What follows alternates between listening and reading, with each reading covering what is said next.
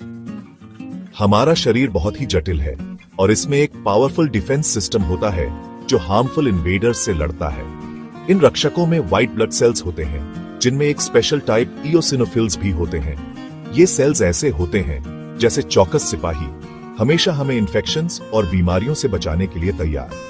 Eosinophils खास तौर पर पैरासाइट से लड़ने में इंपॉर्टेंट होते हैं। ये वो छोटे जीव होते हैं जो हमारे शरीर के अंदर रहकर नुकसान पहुंचा सकते हैं। इन्हें ऐसे स्पेशलाइज्ड ग्रुप समझो जो इन अनवांटेड गेस्ट्स को खत्म करने के लिए भेजे जाते हैं। ये रिमार्केबल सेल्स एलर्जिक रिएक्शंस में भी इन्वॉल्व्ड होते हैं। इओसिनोफिल्स के क्रूशियल रोल को समझना इओसिनोफिल्स टेस्ट के महत्व को समझने के लिए जरूरी है। ये एक सिंपल ब्लड टेस्ट है जो हमारी ओवरऑल हेल्थ के बारे में वैल्यूएबल इंसाइट्स दे सकता है। इन इंपॉर्टेंट सेल्स के लेवल को मेजर करके डॉक्टर्स हमारे शरीर के अंदर क्या हो रहा है इसे बेहतर तरीके से समझ सकते हैं और जरूरत पड़ने पर सही ट्रीटमेंट रेकमेंड कर सकते हैं। जब कुछ गड़बड़ होती है तो हमारा शरीर हमें बताने का एक रिमार्केबल तरीका रखता है। जैसे बुखार इन्फेक्शन का संकेत दे सकता है, वैसे ही एबनॉर्मल इओसिनोफिल काउंट एक रेड फ्लैग हो सकता है। इओसिनोफिल्स टेस्ट कराने का प्राइमरी रीजन पैरासिटिक इन्फेक्शंस का पता लगाना है। हाल ही में ट्रैवल, पेट दर्द, डायरिया या वेट लॉस जैसे सिम्टम्स पर यह टेस्ट रेकमेंड हो सकता है। यह पता लगाने में मदद करता है कि कहीं ये सिम्टम्स माइक्रोस्कोपिक इन्वेडर्स की वजह से तो नहीं है। एलर्जीज भी इस टेस्ट का एक कॉमन रीजन है। सीवियर एलर्जीज में इओसिनोफिल्स चेक कराना जरूरी हो सकता है। इन्फेक्शंस और एलर्जीज के अलावा कुछ मेडिकल कंडीशंस भी एबनॉर्मल इओसिनोफिल लेवल्स का कारण बन सकती हैं। इनमें ऑटो इम्यून डिजीजेस और कुछ प्रकार के कैंसर शामिल हैं। आपका डॉक्टर आपके स्पेसिफिक सिम्टम्स और मेडिकल हिस्ट्री के आधार पर इसे रेकमेंड करेगा। मेडिकल टेस्ट्स अक्सर डरावने लग सकते हैं, लेकिन इओसिनोफिल्स टेस्ट एक सिंपल और रिलेटिवली पेनलेस प्रोसीजर है। इसमें एक रूटीन ब्लड ड्रॉ होता है, जैसे आपने पहले दूसरे ब्लड टेस्ट्स कराए होंगे। यह प्रोसेस आपके आर्म के उस एरिया को क्लीन करने से शुरू होता है जहां नीडल इंसर्ट की जाएगी। फिर आपके अपर आर्म के चारों ओर एक टोर्निकेट, एक टाइट बैंड बांधा जाता है ताकि वेन्स ज्यादा प्रोमिनेंट दिखें, जिससे ब्लड ड्रॉ करना आसान हो जाए। इसके बाद एक स्टेरिल नीडल को जेंटली वेन में इंसर्ट किया जाता है और थोड़ा सा ब्लड एक वायल में कलेक्ट किया जाता है। ब्लड की मात्रा बहुत कम होती है और इससे कोई खास डिस्कंफर्ट नहीं होता है। वायल भर जाने के बाद नीडल निकाल दी जाती है और पंक्चर साइट पर एक बैंडेज लगा दी जाती है। ब्लड ड्रॉ करने के बाद इसे एनालिसिस के लिए लैबोरेटरी भेजा जाता है।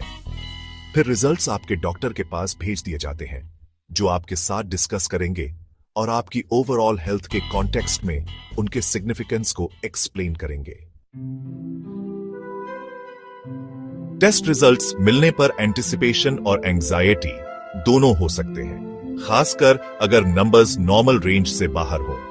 हाई इओसिनोफिल काउंट, जिसे इओसिनोफिलिया कहते हैं, कई कंडीशंस का साइन हो सकता है। सबसे कॉमन कल्प्रिट्स में से एक पैरासिटिक इन्फेक्शंस हैं। ये इन्वेडर्स इम्यून रिस्पॉन्स को ट्रिगर करते हैं, जिससे इओसिनोफिल्स में सर्ज आती है।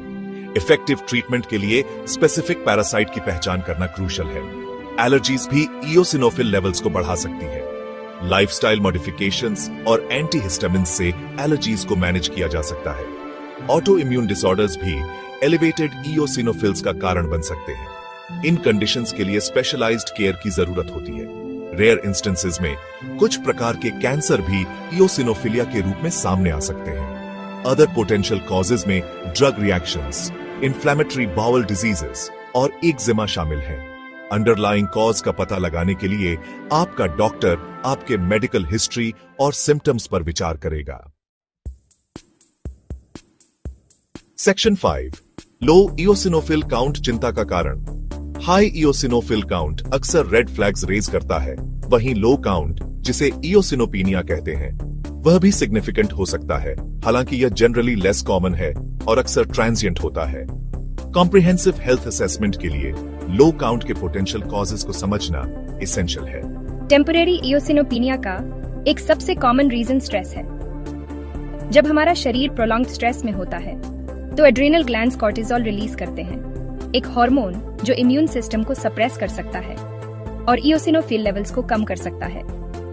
यह इफेक्ट आमतौर पर टेम्पोरेरी होता है और स्ट्रेस लेवल्स कम होने पर रिजॉल्व हो जाता है। कुछ मेडिकेशंस, खासकर इन्फ्लेमेशन को कम करने के लिए यूज किए जाने वाले कॉर्टिकोस्टेरॉइड्स भी इओसिनोफिल काउंट में कमी ला सकते हैं। यह साइड इफेक्ट आमतौर पर टेम्पररी होता है और मेडिकेशन बंद करने या डोसेज एडजस्ट करने पर रिजॉल्व हो जाता है। कुछ केसेस में लो काउंट कॉम्प्रोमाइज्ड इम्यून सिस्टम का संकेत दे सकता है। यह HIV/AIDS जैसी कंडीशंस के कारण हो सकता है, जहां शरीर की इन्फेक्शन से लड़ने की क्षमता कमजोर हो जाती है। ऐसे केसेस में अंडरलाइंग कंडीशन को मैनेज करना सबसे इम्पोर्टेंट हो जाता है। सेक्शन 6 रिजल्ट्स को समझना। आपके इओसिनोफिल काउंट का मतलब क्या है? इओसिनोफिल टेस्ट के रिजल्ट्स मिलने पर रिलीफ और कंफ्यूजन दोनों हो सकते हैं। उन नंबर्स को समझना और हेल्थ के लिए उनके इम्प्लीकेशंस को समझना आपके डॉक्टर का क्रूशल रोल है। इओसिनोफिल्स का नॉर्मल रेंज लैबोरेटरी और स्पेसिफिक टेस्ट के आधार पर थोड़ा वेरी कर सकता है। हालांकि जनरली एडल्ट्स के लिए 0 से 500 इओसिनोफिल्स पर माइक्रोलाइटर ऑफ ब्लड को नॉर्मल रेंज माना जाता है। इस रेंज से ऊपर का काउंट, खासकर अगर सिग्निफिकेंटली एलिवेटेड हो, तो इओसिनोफिलिया का संकेत दे सकता है, जिससे फर्दर इन्वेस्टिगेशन की जरूरत होती है। पोटेंशियल कॉज को डिटरमिन करने और अप्रोप्रिएट एक्शंस रेकमेंड करने के लिए आपका डॉक्टर कई फैक्टर्स जैसे आपके सिम्टम्स, मेडिकल हिस्ट्री और अदर टेस्ट रिजल्ट्स पर विचार करेगा। दूसरी तरफ नॉर्मल रेंज से नीचे का काउंट इओसिनोपिनिया का सुझाव देता है। आपके डॉक्टर आपके इंडिविजुअल हेल्थ स्टेटस के आधार पर असेस करेंगे कि क्या यह क्लिनिकली सिग्निफिकेंट है। सेक्शन 7 एक्सपर्ट एडवाइस लेना।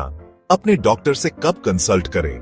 मेडिकल टेस्ट्स और उनके रिजल्ट्स की कॉम्प्लेक्सिटीज को समझना ओवरवेलमिंग लग सकता है। हालांकि इस इंफॉर्मेशन का उद्देश्य आपको नॉलेज से एम्पावर करना है, लेकिन यह याद रखना क्रूशल है कि किसी क्वालिफाइड हेल्थ केयर प्रोफेशनल की एक्सपर्टीज और गाइडेंस का कोई रिप्लेसमेंट नहीं है।